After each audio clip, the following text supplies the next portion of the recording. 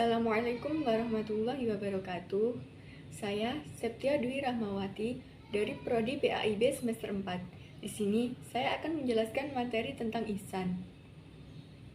Yang pertama, pengertian ihsan. Ihsan merupakan posisi mulia dan derajat tertinggi yang dicapai oleh seorang mukmin ketika telah sampai pada kesempurnaan iman dan ihsan. Dan sebaliknya, jika seseorang hamba yang tidak mampu mencapai target tersebut, maka ia akan kehilangan kesempatan yang sangat mahal untuk menduduki posisi terhormat di sisi Allah. Yang kedua, wujud atau aspek dalam ihsan. Adapun ruang lingkup dalam ihsan yakni ibadah, muamalah, dan akhlak. Yang pertama kita bahas yakni ibadah. Ihsan dalam ibadah itu diwajibkan dengan cara menunaikan segala jenis ibadah seperti sholat, puasa, zakat, haji, dan sebagainya dengan cara yang baik dan benar, yaitu menyempurnakan syarat, rukun, sunnah, dan adab-adabnya. Yang kedua, muamalah. Muamalah ialah sebuah hubungan manusia dengan interaksi sosial sesuai dengan syariat. Karena pada dasarnya, manusia ialah merupakan makhluk sosial yang tidak dapat berdiri sendiri. Dan yang kita bahas terakhir yakni akhlak. Seorang akan mencapai tingkatan ihsan pada akhlaknya apabila ia telah melakukan ibadah seperti yang diharapkan Rasulullah, yakni beribadah dengan menyembah Allah seakan-akan kita melihatnya. Apabila kita tidak dapat melihatnya, maka sesungguhnya Allah senantiasa melihat kita. Baik, kita sudah sampai pada pembahasan terakhir kita, yakni kelebihan dan penghayatan ihsan dalam kehidupan. Adapun ciri-ciri dari kelebihan ihsan yakni yang pertama, mentaati perintah larangan Allah dengan ikhlas. Jadi kita tidak boleh mengeluh. Kita harus melakukannya dengan ikhlas. Kedua, senantiasa amanah, jujur, menepati janji. Ketiga, merasakan nikmat dan haus akan ibadah. Keempat, mewujudkan keharmonisan di masyarakat. Dan yang terakhir, mendapatkan ganjaran dari Allah Subhanahu wa Ta'ala.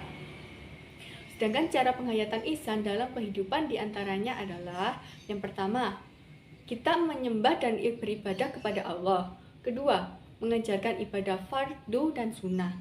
Ketiga, hubungan baik dengan keluarga, tetangga, dan masyarakat. Keempat, melakukan perkara-perkara yang baik dan mengamalkan sifat-sifat mahmudah. Dan yang terakhir, bersyukur atas nikmat Allah. Berbeda dengan ihsan dalam ibadah dan muamalah, ihsan dalam akhlak memiliki beberapa macam pembagian, yakni yang pertama, ihsan kepada orang tua. Ihsan kepada orang tua yaitu berbakti kepada keduanya dengan cara mentaatinya, menyampaikan kebaikan kepadanya, tidak menyakitinya, mendoakan kebaikan, dan memohon ampunan untuknya. Jadi, kita sebagai anak tidak boleh membantah omongan orang tua atau berkata kasar kepadanya. Setiap orang tua menjauh kita harus segera melaksanakan perintahnya, tidak boleh nanti. Dan kedua, ibadah kepada karib kerabat. Ihsan kepada karib kerabat yakni berbuat baik dengan menyayangi mereka, berlemah lembut dan bersimpati kepada mereka, melakukan sesuatu dan menyenangkan mereka. Yang ketiga, ihsan kepada anak yatim. Ihsan kepada anak yatim yakni dengan menjaga harta mereka, melindungi hak mereka, mengajari dan mendidik mereka, tidak menyakiti mereka atau meraksa mereka. Jadi kita sama manusia harus juga menyayangi mereka. Tidak boleh kita mencela mereka, kita harus saling membantu dengan mereka. Dan yang keempat, ihsan kepada orang-orang miskin. Ihsan kepada orang miskin ialah dengan menghilangkan rasa lapar mereka, membantu mereka, menutupi aurat mereka, atau mengajak orang lain agar memberi makan mereka, tidak merusak kehormatan mereka sehingga mereka tidak dapat merasa dihinakan dan direndahkan.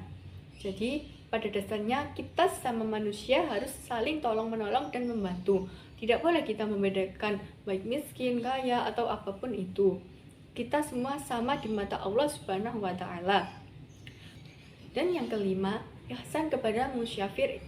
Ihsan kepada musyafir adalah memenuhi kebutuhannya, menjaga hartanya, melindungi kehormatannya. Jadi, kalau seumpama kita di jalan ketemu seorang musafir yang tersesat gitu, Jadi kita harus menunjukkan jalan untuk mereka, membantu mereka. Yang terakhir, ihsan kepada lingkungan. Dengan lingkungan, manusia dapat hidup. Lingkungan adalah sesuatu yang berada di sekitar manusia, baik hewan, tumbuhan, manusia. Semua diciptakan Allah untuk keperluan dan dimanfaatkan manusia. Tindakan ihsan kepada lingkungan adalah dengan cara tidak berbuat sewenang-wenang dengan kerusakan di bumi. Jadi kita sebagai manusia harus menjaga kelestarian bumi ini. Tidak boleh merusak, tidak boleh menebang pohon sembarangan, membuang sampah, dan segala jenisnya yang dapat merusakkan bumi kita.